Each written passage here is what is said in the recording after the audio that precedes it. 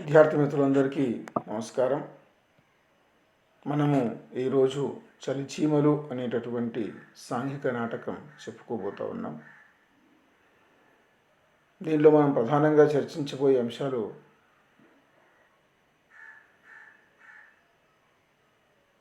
పాత్రలు, వాటి చిత్రణ, నాటకము, దాని లక్షణాలు. ముందు మనం చర్చించబోయేటటువంటి అంశము నాటకము, దాని ప్రధాన లక్షణాలు. ఈ నాటకము ప్రధాన లక్షణాలు మీరు తెలుసుకోవడం చాలా అవసరం. రేపు రాబోయేటటువంటి కాలంలో మీరు వీటి మీద అవగాహన కలిగించుకోవడం మూలంగా ఈ సాంస్కృతిక వారసత్వాన్ని రాబోయేటటువంటి తరాలకు తీసుకొని పోయేటటువంటి వారు అవుతారు. కాబట్టి విద్యార్థి మిత్రులారా, మీరు నాటకాలను అధ్యయనం చేయాల్సి ఉంటుంది. దాంట్లో భాగంగా నేను మీతో నాటక రంగానికి సంబంధించినటువంటి కొన్ని విశేషాంశాలపైన చర్చ చేస్తాను. దాన్ని సావధానంగా శ్రద్ధగా వినండి. నాటకం అనేది ఒక శ్రవణ సహిత దృశ్య రూపకం. జానపద కళలు విలసిల్లుతున్నటువంటి రోజులలో, రాజుల పరిపాలనా కాలంలో ప్రజల వినోదం కోసం అత్యధికం ఆదరింపబడిన కళ నాటకం. నాటకం సంగీతం, పాటలు, నృత్యాలతో కూడుకున్న ప్రక్రియ. యక్షగానానికి రూపాంతరమైన నాటకానికి సూత్రధారుడే ఆయువు పట్టు. ఇందులోని పాత్రలన్నీ తమను తామే పరిచయం చేసుకుంటూ రంగప్రవేశము చేస్తాయి. 16వ శతాబ్దంలో ప్రారంభమైన నాటక ప్రక్రియను చిందు భాగవతము, యక్షగాన నాటకము, వీధి భాగవతము, బయలాట అని పిలుస్తారు. వీధి నాటకాలను ఎక్కువగా ప్రచారంలోకి తెచ్చినటువంటి వారు కూచిపూడి భాగవతులు. కాకతీయుల కాలంలో ప్రదర్శించిన క్రీడాభిరామం కూడా ఒక నాటకమే. తెలుగు నాటకరంగ చరిత్ర. తెలుగులో ఆది కవిగా పేరుగాంచిన నన్నయ్య తన భారత అవతారికలో రసాన్విత కావ్య నాటకములు పెక్కుచూచితి అనడాన్ని బట్టి నన్నయ్య కాలం నాటికే నాటక ప్రదర్శనలు ఉండేవని మనం అర్థం చేసుకోవచ్చు. విద్యార్థి మిత్రులారా, ఇది మీకు ఒక చిన్న ఉపోద్ఘాతము. ఇప్పుడు మనం నాటక లక్షణాల గురించి మాట్లాడుకోవాలి అంటే, ప్రధానంగా మనము ఈ చరిత్రలోకి వెళ్ళే ముందు, నాటక రంగ చరిత్రలోకి వెళ్ళే ముందు కొన్ని ముఖ్య విషయాలు తెలుసుకోవాల్సి ఉంటుంది. అది ఏంటి అంటే, నాటకాన్ని ఇంగ్లీష్లో డ్రామా అంటారు. అయితే మన భారతీయ సాహిత్య విషయానికి వచ్చే సమయానికి భరతుడు అనేటటువంటి మహానుభావుడు నాట్యశాస్త్రం అనేటటువంటి గ్రంథాన్ని రాశాడు. ఆ గ్రంథంలో దశరూపకాలు అనేటటువంటి ప్రక్రియలను గురించి ముచ్చటించాడు. ఈ దశరూపకాల్లో నాటకము ఒకటి. ఇది మీరు గుర్తుంచుకోవాలి. నాటకము అనేటటువంటి దాని నిడివి చాలా పెద్దది.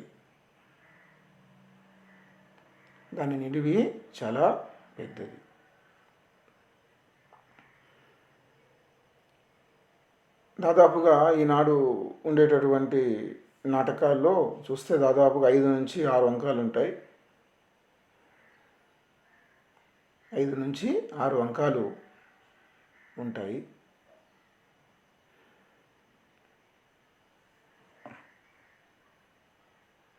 అలా నడిచేటటువంటి నాటకంలో ఇతివృత్తం గురించి మనం ఒకసారి ఆలోచిస్తే, ఇతివృత్తాలు ఇందులో మనం 3 రకాలుగా చూడొచ్చు. ఇతివృత్తం అంటే ప్లాట్ అంటాం దాన్ని. ప్రఖ్యాతము అని, ఉత్పాద్యము అని, మిశ్రము అని 3 రకాలుగా మనకు ఇతివృత్తాలు కనిపిస్తాయి. ప్రఖ్యాతము అంటే భారత, భాగవత, రామాయణాదుల్లో నుంచి జనశ్రుతిలో మరియు పండిత లోకంలో విశేషంగా ప్రఖ్యాతమైనటువంటి కథాంశాన్ని తీసుకొని, ఇతివృత్తాన్ని తీసుకొని రాయడం ప్రఖ్యాత నాటక కథావస్తువు అవుతుంది. ఇక్కడ ఇతివృత్తం అనేది కథా వస్తువు అన్నమాట, నాటక వస్తువు. కాబట్టి ప్రఖ్యాతమైనటువంటి కథాంశాన్ని తీసుకొని దాన్ని నాటకంగా మలచడము ప్రఖ్యాత నాటకం అవుతుంది. తర్వాత ఇక చూస్తే ఉత్పాద్యం. కవి మనోకల్పనలో నుంచి వచ్చినటువంటిదే ఉత్పాద్యం. కవి మనోకల్పనల నుంచి వచ్చినటువంటివే ఉత్పాద్యం అని కల్పితంగా కూడా మనము చెప్పవచ్చు. ఇక మిశ్రం, అటు ప్రఖ్యాత కథా వస్తువును తీసుకొని దాంట్లో కవిగారి ఊహను కొంత జోడించి నాటకాన్ని నడపడం కూడా మిశ్రము అని అంటాం ఇతివృత్తాన్ని.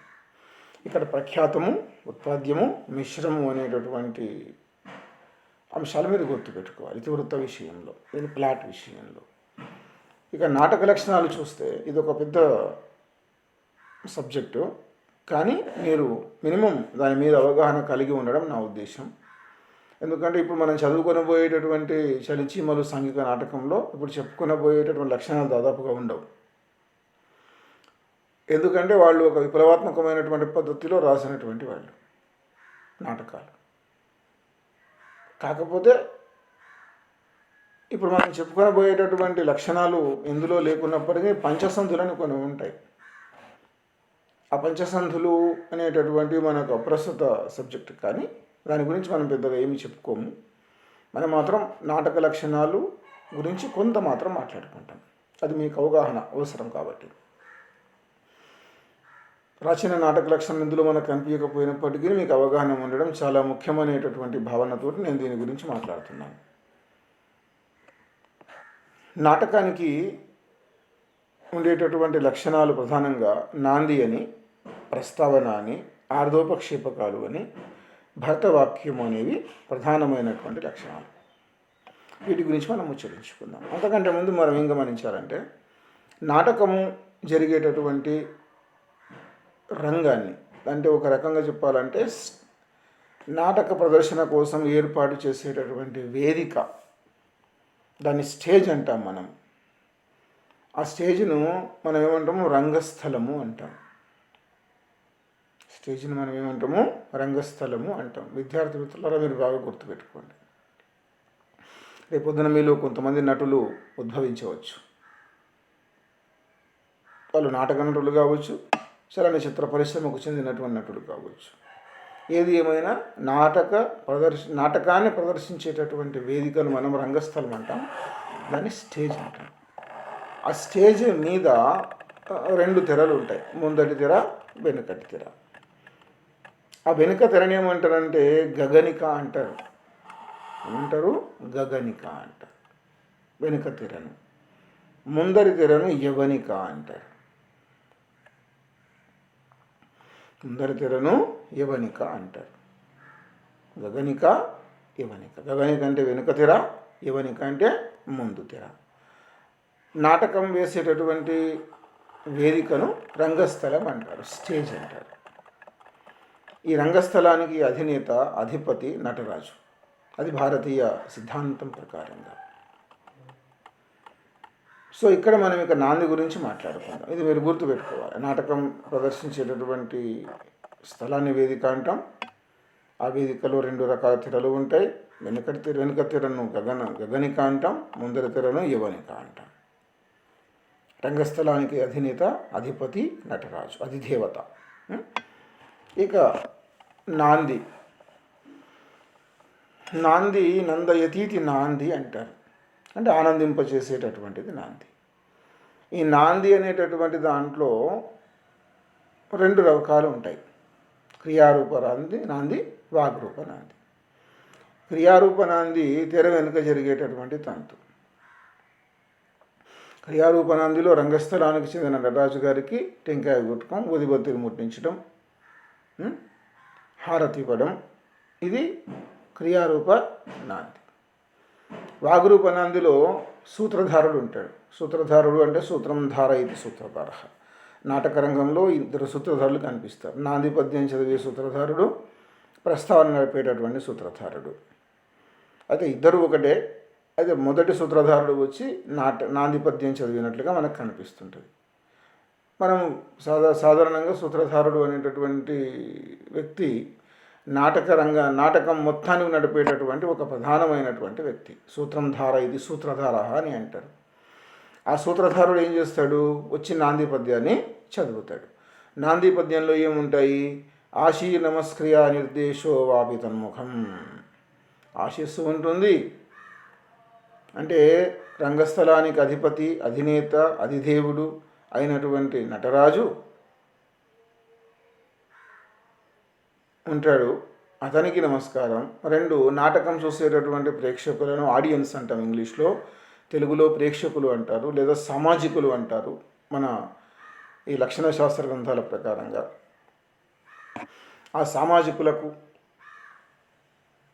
ఆశయ నమస్క్రియ నిర్దేశో వాపి తన్ముఖం.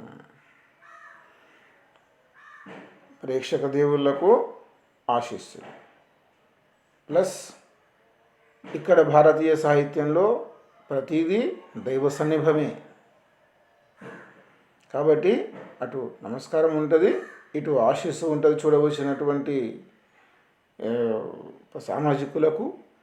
తర్వాత ఆశీస్సు, నమస్కారము, కథా నిర్దేశో, కథను నిర్దేశిస్తారు. అంటే నిర్దేశించడం అంటే కథా సూచన అంతర్గర్భితంగా ఉంటుంది, మనకు కనిపిస్తుంది. నాంది పద్యంలో కథా నిర్దేశన ఉంటుంది. ఈ కథా నిర్దేశనతో పాటుగా ఈ దానికి తోడుగా ఆశయ నమస్క్రియో వాపి నిర్దేశో వాపి తన్ముఖం. అంటే ఈ నాందిలో ఆశీస్సు ఉంటుంది, నమస్కారం ఉంటుంది, కథా నిర్దేశము మనకు కనిపిస్తుంది. దీన్ని చదివి వెళ్ళిపోయేటటువంటి వాడు సూత్రధారుడు. ఇక తర్వాత ఇందులో మనకు మరొకటి ఉంటుంది, ఆముఖం. అంటే నాంది పద్యం చదివి వెళ్ళిపోయిన తర్వాత వెంబడే ప్రస్తావన స్టార్ట్ అవుతుంది, దాన్ని స్థాపన అంటాం. ఈ నాంది ప్రస్తావన వస్తుంది. నాంది అయిపోయిన తర్వాత ప్రస్తావనలో మనకు సూత్రధారుడు, నటి, మారీషుడు కలిపి ప్రస్తావన నడుపుతారు.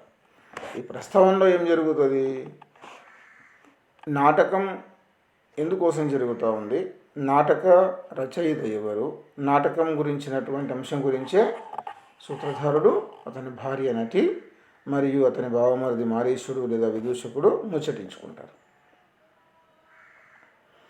అలా ముచ్చటించుకోవడం ద్వారా మనకి ఏమైతే ఒక రకంగా చెప్పాలంటే పేరు పడ్డట్లుగానే కనిపిస్తుంది. అంటే మొత్తం టోటల్ మనకు నాటకం ఎందుకు వేస్తున్నారు, ఏమి కథ, నాటక రచయిత ఇదంతా కూడా మనకు అందులో ప్రస్తావనలో కనిపిస్తుంది. అది ఇక్కడ ఉండేటటువంటి విశేషం. చివరిలో ఋతువర్ణన ఉంటుంది. నాటక ప్రారంభానికంటే ముందు ప్రస్తావన ముగించి వెళ్ళిపోయి ఋతువర్ణన చేస్తారు. అంటే ఋతువర్ణన చేయడం నాటకాన్ని బట్టి ఉంటుంది అన్నమాట. ఇక ఇందులో భరత వాక్యం ఒకటి చివరిది. ఆర్ధోపక్షిపకాల గురించి మనం చివరిలో మరొకసారి మాట్లాడుకుందాం. ఆర్ధోపక్షిపకాలు అనేవి 5 రకాలుగా ఉంటాయి. ప్రవేశిక, విష్కంభము, చూలిక, అంకాస్యము, అంకావతారం. ఇవి ఎందుకు పెట్టాల్సి వచ్చింది అంటే నాటకంలో కొన్ని ఘట్టాలు చూయించరాదు. ఇప్పుడు అన్ని విచ్చలవిడిగా చూయించేస్తున్నారు, కొన్ని ఘట్టాలు చూయించరాదు. అలా చూయించకూడనటువంటి ఘట్టాలను నాటకంలో అంటే ప్రదర్శనార్హత లేనటువంటి వాటిని మరి కథాంశంలో మనం చూయించకపోతే కథకు రసభంగం కలిగే అవకాశం ఉంటుంది. కథాంశం పాఠకునికి అర్థం కాకపోవచ్చు. ఒక రకంగా చెప్పాలంటే సెన్సార్ లాంటిది ఆర్ధోపక్షిపకాలు. దాన్ని ఏం చేస్తారు, కొన్ని పాత్రలతోటి చెప్పిస్తారు. ఇక్కడ పాత్రలు అంటే మనకు 3 రకాల పాత్రలు కనిపిస్తాయి. ఉత్తమ పాత్రలు, మధ్యమ పాత్రలు, నీచ పాత్రలు అని. ఉత్తమ, మధ్యమ, నీచ పాత్రలు ఉంటాయి, 3 పాత్రలు. ఇందులో మధ్యమ పాత్రలు, నీచ పాత్రలతోటి ఈ ఆర్ధోపక్షిపకాలు దాదాపుగా నడుస్తాయి. అలా దానికి ప్రధానమైన ఉద్దేశం ఏంటంటే నాటకములో రసహీనములైనటువంటివి, అంతకంటే ముఖ్యము ప్రదర్శనా యోగ్యములు కానటువంటివి పరిహరిస్తారు. అంటే నాటకాలు కొన్ని చూయించరాదు. ఒకటి భోజనం చేసే దృశ్యం చూయించరాదు, 2 యుద్ధం చేసే దృశ్యం చూయించరాదు, 3 మరణం చూయించరాదు, స్నానము చూయించరాదు. ఇలా కొన్ని రకాలైనటువంటి అంశాలు అంటే శోభనాదులు చూయించరాదు.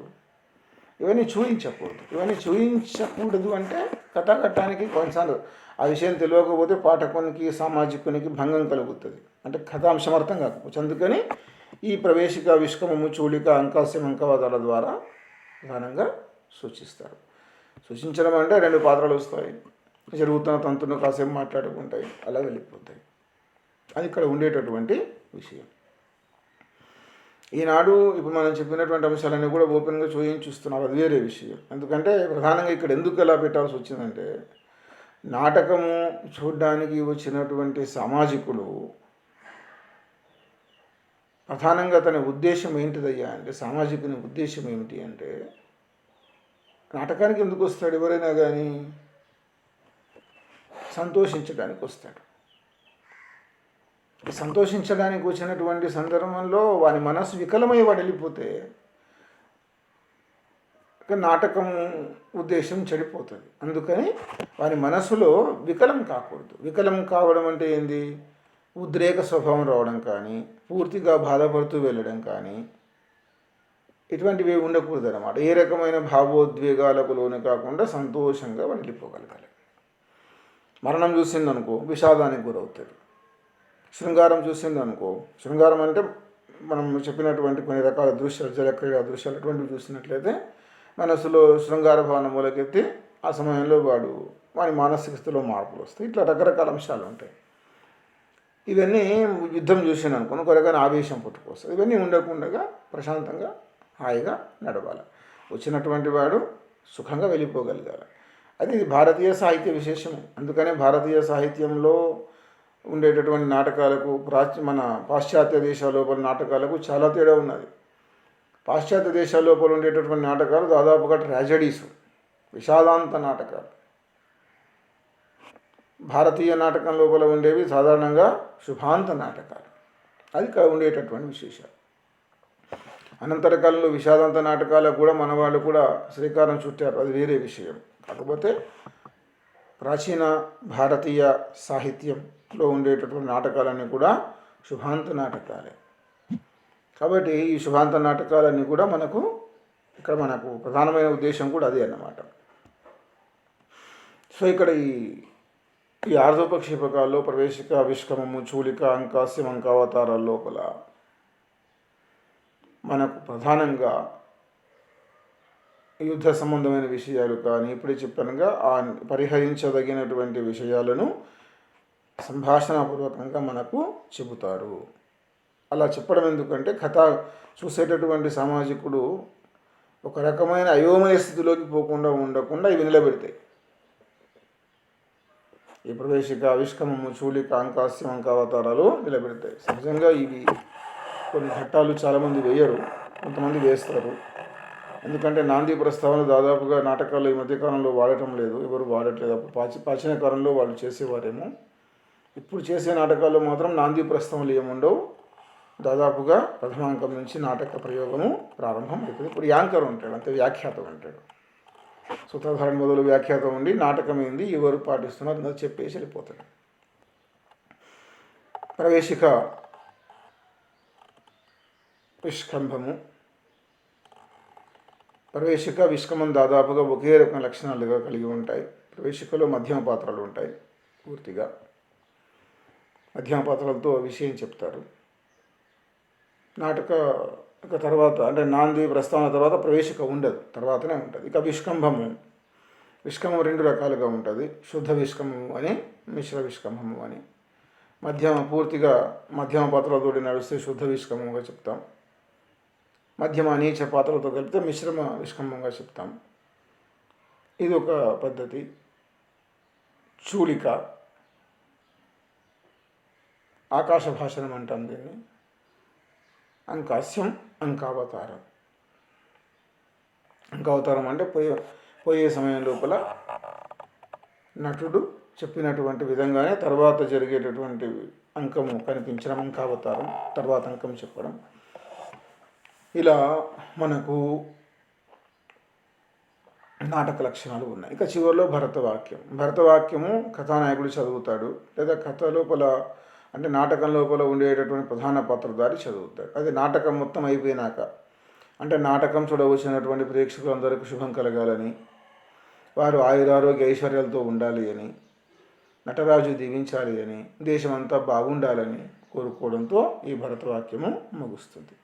ఇది మనము ప్రాచీన నాటక విధి లోపల ఉండేటటువంటి లక్షణాలు. ఇవి మీకు ఇప్పుడు మామూలుగా అయితేనే పాత కాలం లోపల ఉండేటటువంటి అంటే ఓల్డ్ టెక్స్ట్స్లో అంటే గత కాలం లోపల ఉండేటటువంటి డిగ్రీ పాఠ్యపుస్తకాల్లో ప్రాచీన నాటకాలే పెట్టేవారు. ఈ నాంది ప్రస్తావన, ఆర్ధోపక్షపకాలు, భరతవాక్యాదులు ఇవన్నీ కూడా మనకు వచ్చేవన్నమాట. అప్పుడు మరింత డెప్త్గా వీటిని మేము చెప్పేవాళ్ళం. ఇప్పుడు పెట్టింది మీకు సాంఘిక నాటకం కాబట్టి ఈ లక్షణాలు అందులో మీకు కనిపించకపోవచ్చు.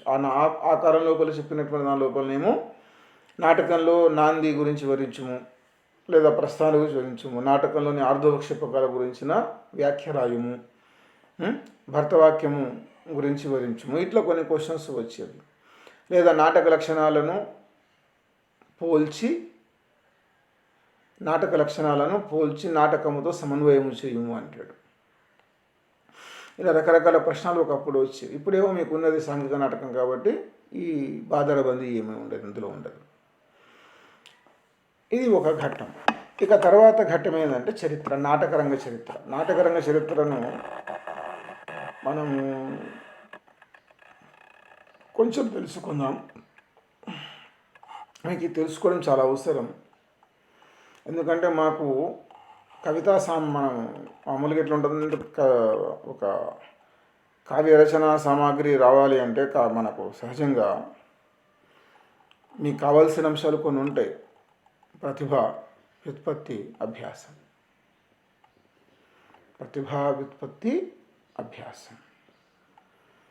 ఇవి ప్రతిభ అంటేనేమో సహజంగా వచ్చేటటువంటి దైవదత్తీయమైనటువంటిది.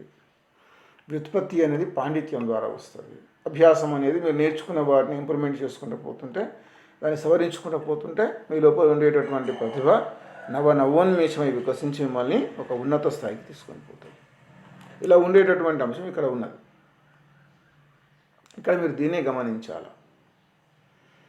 సో మిత్రులారా, ఇక్కడ మీరు ఇది ఎంతగా మీరు శ్రద్ధగా విషయాన్ని చూడడం మొదలు పెడితే అంతగా మీ లోపల ఒక ప్రత్యేకత ప్రారంభం అవుతుంది.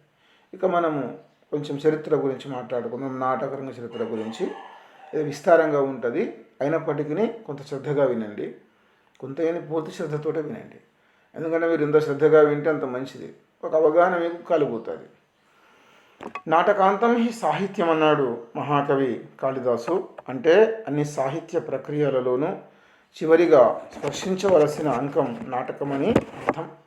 కవిత్వం, వ్యాసం, కథ ఇలా అన్ని సాహిత్య ప్రక్రియలను స్పృశించిన తరువాత మాత్రమే నాటకాన్ని రచించాలని ఆయన తెలిపారు. అప్పుడు మాత్రమే నాటక రచనకు నిండుదనం చేకూరుతుందని ఆయన భావన. ప్రపంచ సాహిత్యంలో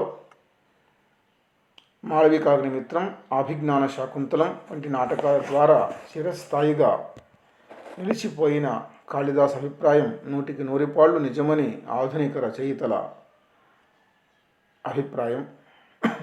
నాటకానికి అంత శక్తి ఉంది కాబట్టే నాట్యం రసాత్మకం కావ్యం అన్నారు. తెలుగు నాటక రచన ఆధునిక కాలంలోనే ప్రారంభమైనట్లుగా పలువురు భావిస్తారు. పలువురు నాటకకర్తలు సంస్కృతంలోనే నాటకాలు రాయడం, ఆధునిక యుగారంభంతో నాటక రచన ప్రదర్శనల ఉద్ధృతి పెరగడం వంటివి ఈ అభిప్రాయానికి కారణాలు కావచ్చు. అయితే వినుకొండ వెల్లభరాయుడు రచించినటువంటి క్రీడాభిరామం పేరిట రచించినటువంటి కృతి వీధి నాటకం. ఇది వీధి అనేది ఒక ప్రత్యేకమైనటువంటి నాటక ప్రక్రియ. కానీ పలువురు పండితులు దీని ప్రదర్శన యోగ్యతపై సందేహాలు వ్యక్తం చేస్తున్నారు. తెలుగు నాటక రచన ఆవిర్భావానికి దేశంలో విశ్వవిద్యాలయాల ఏర్పాటు చేయడం ప్రధానమైనటువంటి కారణంగా మనం చూడవచ్చు. 1857లో బొంబాయి, చెన్నై మహానగరాలలో భారతదేశంలో 3 ప్రధాన విశ్వవిద్యాలయాల అంకురార్పణ జరగడంతో ఆంగ్ల విద్యా వ్యాప్తి శీఘ్రగతిని పురోగమించింది. ఇది దేశ భాషలలో పండితులపై ప్రభావాన్ని చూపింది. వీరు తమ భాషలో లేని సాహిత్య ప్రక్రియలను కొత్తగా అవతరింప చేయడానికి పూనుకున్నారు. ఈ విధంగా తెలుగుదేశంలో ఆధునిక నాటక రచనా ప్రదర్శనలకు దారితీసిన వారు పాఠశాలల్లో, కళాశాలల్లో పనిచేసిన ఉపాధ్యాయులు, ప్రధానంగా పండితులు. అటువంటి వారిలో కోరాడ రామచంద్ర శాస్త్రి గారు, కొక్కొండ వెంకటరత్నం పంతులు గారు, పరవస్తు వెంకట రంగాచార్యులు గారు, వావిలాల వాసుదేవ శాస్త్రి గారు ఆధునిక తెలుగు నాటక రచనా ప్రారంభ విషయాన ప్రథములు. కందుకూరి వీరేశలింగం, కొండుగట్ల సుబ్రహ్మణ్య శాస్త్రి గారు, నాదెళ్ల పురుషోత్తమ కవి గారు, వడ్డాది సుబ్బారాయుడు గారు ఆధునిక తెలుగు నాటక ప్రదర్శనారంభంలో ప్రథములు. ఆధునిక నాటక రచన 1860 ప్రాంతాల్లో ఆరంభం కాగా నాటక ప్రదర్శన మాత్రం 1880లో ప్రారంభం కావడం జరిగింది. ఆధునిక కాలంలో వెలువడిన తొలి తెలుగు నాటకం మంజరి మధుకరీయం. దీనిని కోరాడ రామచంద్ర శాస్త్రి గారు 1860 ప్రాంతాల్లో రచించారు. ముద్రణ మాత్రం 1908లో జరిగింది. సంస్కృతంలో నుంచి నాటక లక్షణాలను అనుసరించి తెలుగులో వెలువడిన స్వతంత్ర రచన ఇది. అదేవిధంగా ఆంధ్రా జాన్సన్గా సుప్రసిద్ధులైన కొక్కొండ వెంకటరత్నం పంతులు 1871 ఆరంభంలో ఆంధ్రుడైన వారణాసి ధర్మసూరి సంస్కృతంలో రచించినటువంటి నరకాసుర విజయము అనేటటువంటి వ్యాయోగాన్ని ఆంధ్రీకరించాడు. ఇది 1872లో ప్రకటించబడింది. అదేవిధంగా రిఫార్మర్ పండిట్గా ప్రసిద్ధి పొందిన పరవస్తు వెంకట రంగాచార్యులు గారు 1872లో కాళిదాసు రచించిన అభిజ్ఞాన శాకుంతలాన్ని ఆంధ్రీకరించారు. ఇది ఇలా ఉంటే వావిలాల వాసుదేవ శాస్త్రి గారు ఆంగ్ల నాటక ఆంధ్రీకరణకు మార్గం వేశాడు. జూలియస్ సీజర్ నాటకాన్ని సీజరు చరిత్రము అనేటటువంటి పేరిట ఆయన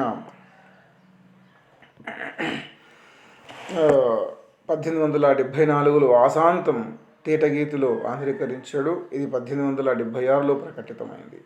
తెలుగులో పద్య నాటకాన్ని, విషాదాంత నాటకాన్ని రచించిన వారిలో వావిలాల వాసుదేవ శాస్త్రి గారే ప్రథముడు. ఆధునిక నాటక రచనకు ఆద్యులు వారైతే ఆధునిక నాటక ప్రదర్శన ఆరంభ దశకు కందుకూరి వీరేశలింగం పంతులు గారు, కొండుభట్ల సుబ్రహ్మణ్య శాస్త్రి గారు, నాదెళ్ల పురుషోత్తమ కవి గారు, వడ్డాది సుబ్బరాయుడు రూపకర్తలు. వీరేశలింగం సంభాషణ రూపాన బ్రాహ్మ వివాహము అను ప్రహసనమును తన హాస్య సంజీవని అనే పత్రికలో రచించాడు. అనంతరం వ్యవహార ధర్మబోధిని అనే నాటకాన్ని ప్రకటించాడు. ఇది వ్యవహారిక భాషలో రచించబడింది. వ్యవహారిక భాషలో ఆశాంతం రచన సాగించడం ఆనాడు ఒక సాహసం. పైగా ప్రదర్శనా భాగ్యం పొందినటువంటి తెలుగు నాటకం ఇది. 1880లో వీరేశలింగం గారు ఒక నాటక సమాజాన్ని స్థాపించారు. దాని ద్వారా రత్నావళి, చమత్కార రత్నావళి అనే 2 నాటకాలు ప్రదర్శించారు. తెలుగు నాట తొలి నాటక సమాజాన్ని స్థాపించిన ఘనత పంతులు గారిదే.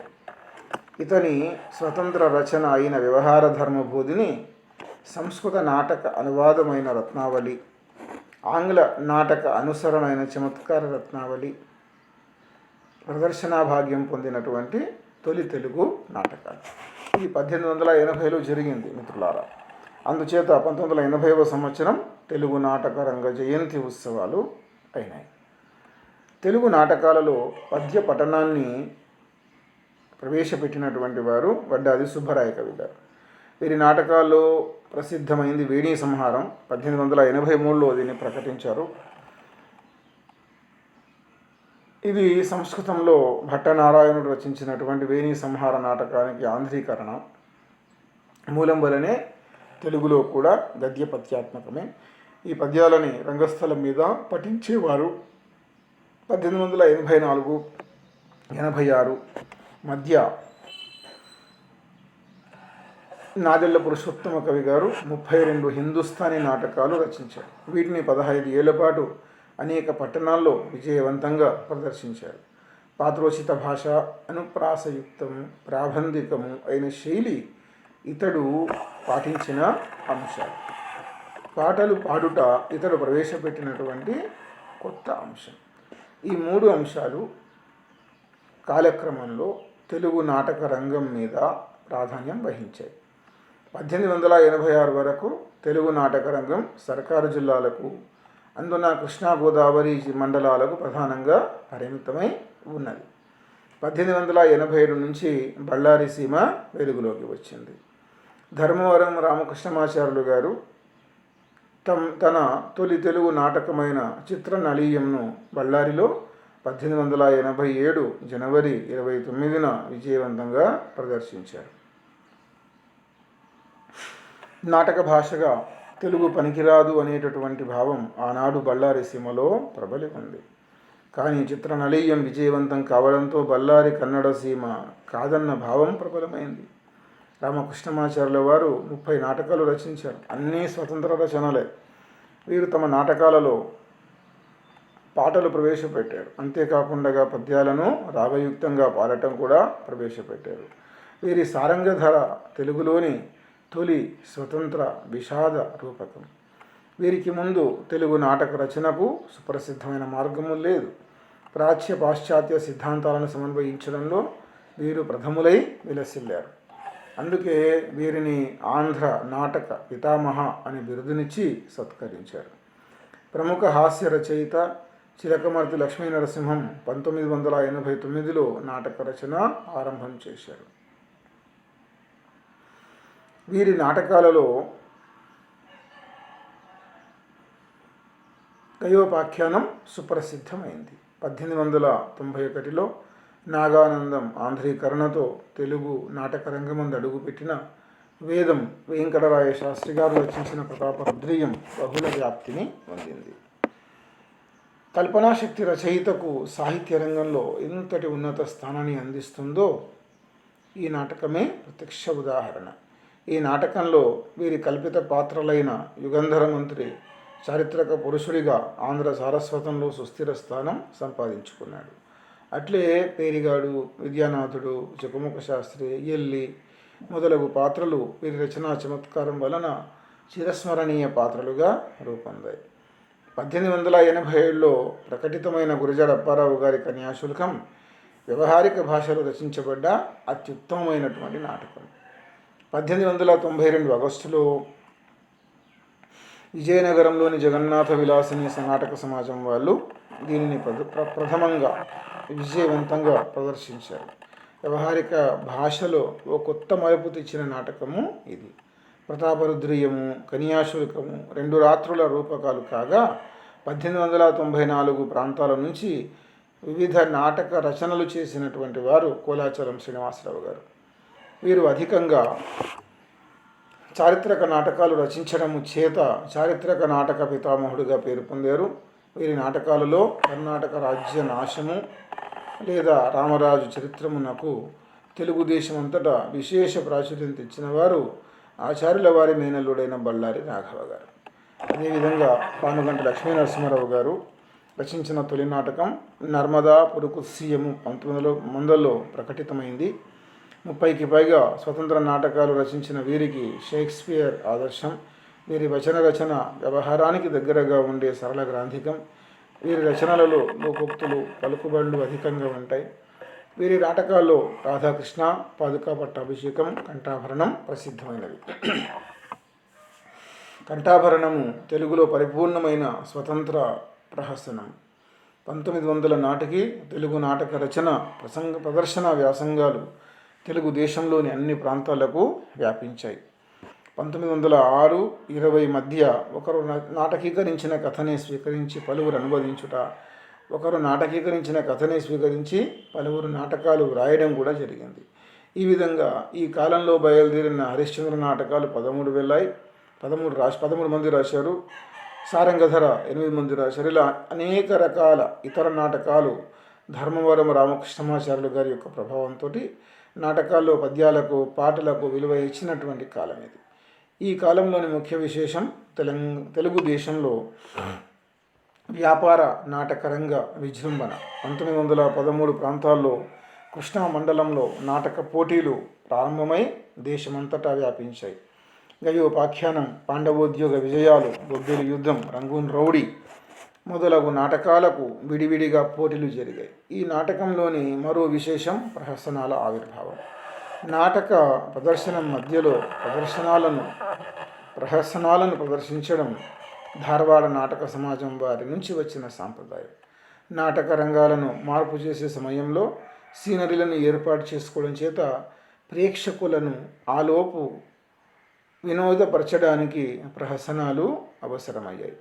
1929లో ఆంధ్ర నాటక కళా పరిషత్తు తెనాలిలో ఎస్టాబ్లిష్ అయింది. ఇందులో ప్రదర్శించబడాలి అంటే 5 ఏళ్ల క్రితం రాసిన నాటకము పనికిరాదు. ఏటేటా పరిషత్తు వేరువేరు పట్టణాల్లో జరగాలి. ఒక నటుడు ఒక నాటికలోనే పాల్గొనాలి. స్త్రీ పాత్రలు స్త్రీలు పోషించాలి. ఈ పరిషత్తు స్థాపన కొత్త రచయిత ఆవిర్భావానికి నాంది పలికింది. విశ్వశాంతి, ఎన్జీఓ, మా భూమి, కీర్తిశేషులు, నిర్మల, కుక్క వంటి నాటక రచనల ద్వారా రచయితలు సమాజంలో చైతన్యం తీసుకొచ్చే ప్రయత్నం చేశారు. 1935-44 మధ్యకాలంలో రేడియో రూపకం ఆవిర్భవించి అభివృద్ధి చెందింది. స్వాతంత్రోద్యమానికి సమకాలికంగా సంఘ సంస్కరణోద్యమం కూడా దేశవ్యాప్తంగా సాగింది. సాంఘిక దురాచారాలను ఖండిస్తూ అనేక నాటకాలు వెలువడ్డాయి. వాటిలో కాళ్ళకూరి నారాయణరావు గారు రచించిన చింతామణి, వరవిక్రయం, మధుసేవ సమస్యల ఆలంబనగా వెలసిన నాటకాలు. మీరు ఒక విషయం గుర్తుంచుకోవాలి విద్యార్థి మిత్రులారా, ఈ తెలుగు నాటక రంగ చరిత్రలో కొన్ని నాటకాలు మాత్రం చాలా గొప్ప పేరు ప్రతిష్టలు పొందాయి. అందులో అగ్రస్థానంలో నిలవబడినటువంటి నాటకం బలిజేపల్లి లక్ష్మీకాంత కవి గారు రచించినటువంటి సత్యహరిశ్చంద్రయ్య. ఆ తర్వాత ఇప్పుడే చెప్పాను కాళకు నారాయణరావు గారు రచించినటువంటి చింతామణి, పరవిక్రయం, మధుసేవ. ఇందులో ఎక్కువగా చింతామణి వేస్తారు. అలాగే చిలకమర్తి లక్ష్మీనరసింహపంతులు రాసినటువంటి గయోపాఖ్యానం. ఈ 3 నాటకాలు తెలుగు నేల మీద సంవత్సరంలో దాదాపుగా ప్రతిరోజు ఆడబడుతూ ఉంటాయి. ఎక్కడైనా ఒక చోట. ప్రపంచ నాటకరంగ చరిత్రలో ఒక టాప్ స్టేజ్లో ఉండే నాటకాల లిస్టు కనుక మనం తీసినట్లయితే ఖచ్చితంగా బలిజేపల్లి వారి సత్యహరిశ్చంద్రయ్యానికి అందులో ఒక ర్యాంక్ మాత్రం ఉంటుంది. ఎందుకంటే ఎంతమంది వేస్తుంటారు ఈ సత్యహరిశ్చంద్రయ్య నాటకాన్ని. దాదాపుగా నాకు తెలిసి ఆంధ్రదేశంలో ఉండే ప్రతి ఊర్లో కూడా సత్యహరిశ్చంద్రయ్య నాటకం ప్రదర్శించబడే ఉంటుంది. చాలా విశేషమైనటువంటి గొప్ప నాటకం. ఇది ఒక ప్రత్యేకత. ఇది ఇలా ఉండగా సాంప్రదాయాల ఆధిక్యాన్ని రూపుమాపడం కోసం రచనలు చేసిన వారు త్రిపురనేని రామస్వామి, ముద్దుకృష్ణ, గుడిపాటి వెంకటచలం, అమంచర్ల గోపాలరావు గారు మొదలైనవారు. ఈ కాలంలోనే దువ్వూరి రామిరెడ్డి గారు, కుంభరాణ, విశ్వనాథ వారు నర్తనశాల వారి యొక్క ఉత్తమ విషాద రూపకాలివి. 1930 తర్వాత ఆంధ్ర రాష్ట్ర ఉద్యమానికి సంబంధించిన నాటకాలు కూడా చాలా వరకు వెలిశాయి. 44-45 తర్వాతి కాలాన్ని నాటికల పోటీలు అవి గమనొచ్చు. 37 నుంచి రేడియో నాటికలు, 44-45 నుంచి రంగస్థల ఏకాంకికలు పుంఖానుపుంఖాలుగా వెలువడుతూ ఉన్నాయి. 1964లో ఎన్ఆర్ నంది రచించినటువంటి మరో మొహజందారో నాటకం ద్వారా తెలుగు ప్రయోగాలలో కొత్త రకమైనటువంటి ప్రక్రియ ఫ్రీజింగ్ అనేటటువంటి టెక్నిక్ ప్రవేశించింది. ఆ తర్వాత లెక్కలేనన్ని ప్రయోగాలు ఆధునిక నాటక రంగాన్ని వరించాయి. సాంఘిక నాటకాలలో లేజర్ టెక్నిక్ను వాడటం ద్వారా సైంటిఫిక్ పోకడలను సైతం గ్రహించిన నాటకాలు ప్రదర్శిస్తూ ఉన్నారు. ఈనాడు నాటక ప్రక్రియలో పూర్వం నాటకాలు దేవుళ్ళు, దైవాంశ సంభూతులు, దైవ ప్రతినిధులు అనబడే రాజుల గురించి మాత్రమే ఉండేవి ప్రాచీన నాటకాల్లో. ఆ స్థితి నుంచి సమాజంలోని జనబాహుల్య సమస్యల గురించి పట్టించుకొని ఆలోచింపజేసే నాటకాలు రావడం ప్రారంభమయ్యాయి. ముఖ్యంగా రాష్ట్ర ప్రభుత్వాలు నంది నాటకోత్సవాలను నిర్వహిస్తూ ఆంధ్ర నాటక రంగానికి ప్రోత్సాహమిస్తూ ప్రపంచ రంగస్థల చరిత్రలో తెలుగు నాటక రంగ సర్వతోముఖ వికాసానికి దోహదపడుతూ ప్రపంచ ఖ్యాతిని తీసుకొస్తున్నాయి. ఏది ఏమైనా సామాన్య తెలుగువాడి ఆదరణ ఉన్నంత వరకు తెలుగు నాటకరంగం దేదీప్యమానంగా వెలుగుతుంది అనడంలో ఏమాత్రం సందేహము లేదు. నాటకాన్ని అమితంగా ఆదరించే తెలుగు ప్రజలకే ఈ ఖ్యాతి దక్కుతుంది. నాటకాలు చాలా రకాలు ఉన్నాయి. వీధి నాటకాలు, స్టేజ్ నాటకాలు, రేడియో నాటకాలు, పౌరాణిక నాటకాలు, సాంఘిక నాటకాలు, జానపద నాటకాలు, పద్య నాటకాలు, మైము, ఎలియనేషన్ సిద్ధాంతం, జీవనాటకం, ఫ్రీజ్ టెక్నిక్, భావ వ్యక్తీకరణవాదం, ఎపిక్ థియేటర్, ఇలా నాటకరంగ పరిభాషలో ఇంతకుముందు చెప్పాను మీకు నేను. గగనిక, యవనిక. గగనిక అంటే దాన్ని రంగస్థలం వెనుక ఉండేటటువంటి తెర, యవనిక అంటే రంగస్థలం ముందలి యొక్క తెర. ప్రపంచ నాటక రంగం ఇంకా చాలా పెద్దది, మనకు కొంత లోతుగా వెళ్ళాల్సిన అవసరం లేదు మనము. ఇలా ఉండేటటువంటివి ఈ నాటక రంగానికి చెందినటువంటి సమాచారం. విద్యార్థి మిత్రులారా, మీరు ఇప్పుడు నేను వేగంగా చెప్పినటువంటి అంశాన్ని మీరు ఆకలింపు చేసుకుంటారని ఆశిస్తూ ఉన్నాను. ఎందుకంటే నాటకానికి ఇటు తెలుగు ప్రాంతంలో చాలా గొప్ప పేరు ఉన్నది. ఇంతెందుకు మన తెలంగాణ ఉద్యమంలో కూడా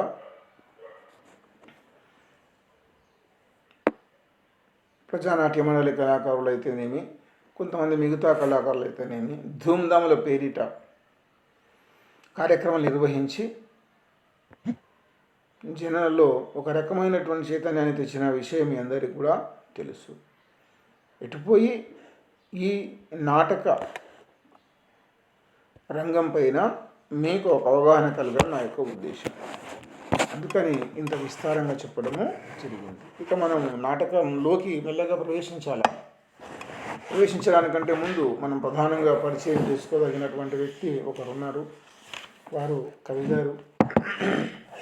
గారి గురించి మాట్లాడుకొని మనము ఈ సంభాషణను ఇక్కడ ముగించి తర్వాత వీడియోలో మిగతా అంశం మాట్లాడుకుందాం.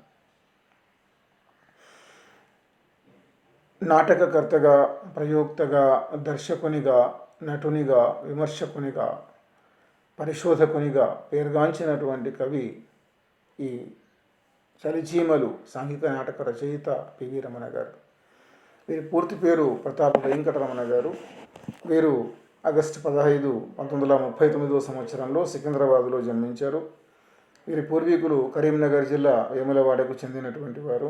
తల్లిదండ్రులు రామసుబ్బమ్మ, రామకోటయ్యలు. కాలక్రమంలో పివి రమణ కుటుంబం వరంగల్, తెనాలిలోనూ నివసించింది. హైదరాబాదు, వరంగల్, తెనాలి, మదరాసు పట్టణాల్లో రమణ గారి విద్యాభ్యాసం సాగింది. ఉస్మానియా విశ్వవిద్యాలయంలో తెలుగు సాంఘిక నాటకం, పాశ్చాత్య నాటక ప్రభావం అనే అంశంపై వీరు పరిశోధన చేశారు. ఈ పరిశోధన ఆధునిక నాటక పరిణామ వికాస దశలపై వచ్చిన సమగ్ర పరిశోధనగా గుర్తించబడింది. పివి రమణ వెంటాడి నీడలు, దేవతలెత్తిన పడగ, మృత్యునీడ, మహస్సు, ప్రతాపరుద్ర, మహావీరకర్ణ మొదలైన నాటకాలు రచించాడు. ఆకురాలిన వసంతం అనే నాటకం పలు పరిషత్ నాటక పోటీలలో బహుమతులు లభించాయి. ఆకురాలిన వసంతం అనే నాటకానికి పలు పరిషత్ నాటక పోటీల్లో బహుమతులు లభించాయి. కాకతీయ విశ్వవిద్యాలయంలో ఈ నాటకంపై ఎంఫిల్ పరిశోధన కూడా జరిగింది. పివి రమణ అనేక రంగస్థల అధ్యయన గ్రంథాలను, వ్యాసాలను రచించాడు. నాటక పోటీలకు న్యాయ నిర్ణేతగా వ్యవహరించాడు. పొట్టి శ్రీరాములు తెలుగు విశ్వవిద్యాలయంలో రంగస్థల శాఖాధిపతిగా పనిచేశారు. అనేక నాటక సంస్థలచే ఉత్తమ నాటక రచయితగా అవార్డును అందుకున్నారు. 1991లో రాష్ట్ర స్థాయి ఉత్తమ అధ్యాపక అవార్డును, తెలుగు విశ్వవిద్యాలయం నుంచి ఉత్తమ నాటక రచయిత ప్రతిభ అవార్డును స్వీకరించారు. ఈ చలిచీమలు నాటకాన్ని తన రచనా జీవితానికి పాదు చేసి ప్రాణం పోసిన సుప్రసిద్ధ గురుదేవులు, పండితులు, పూజ్యులు ఆచార్య బిరుదురాజు రామరాజు గారికి అంకితం ఇచ్చారు. ఈ నాటకం 1975లో ఆంధ్రజ్యోతి వారపత్రిక నిర్వహించినటువంటి రంగదీపిక నాటక రచన పోటీలలో 3వ బహుమతిని అందుకున్నది. తెలుగు నాటక రంగంపై తనదైన ముద్రను వేసినటువంటి పివి రమణ 27 జనవరి 2004లో తుది శ్వాస విడవడము జరిగింది. విద్యార్థి మిత్రులారా, ఇక మనము నెమ్మదిగా ఈ నాటకకి సంబంధించినటువంటి ముందు కొన్ని మాటలు మాట్లాడుకొని మనం నాటకంలోకి ప్రవేశిస్తాం. ఈ నాటకంలో నేను ప్రధానంగా నాటకం మొత్తం మీకు ఏమి చెప్పను, ప్రధానంగా చెప్పేది పాత్రలు, చిత్రణ